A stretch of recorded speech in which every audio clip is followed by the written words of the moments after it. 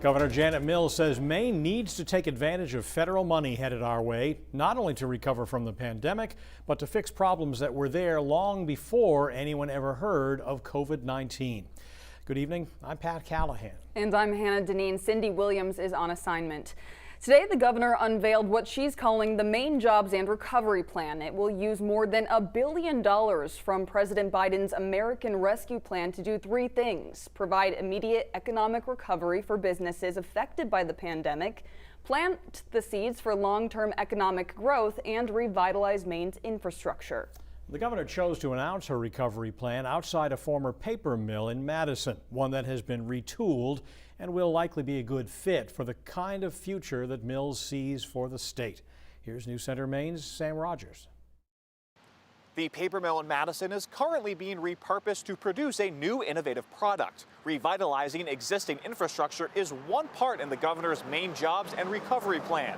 Fitting that the announcement of the plan took place just outside.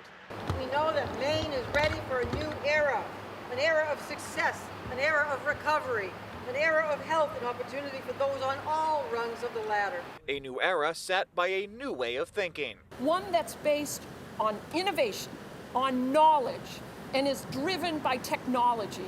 Funding from the American Rescue Plan Act, sending Maine more than $1 billion in federal aid. You must invest in internet access because people need to be connected to the world around them. Broadband and infrastructure, the biggest area where this funding would go. You cannot reach your potential if your basic needs are not met.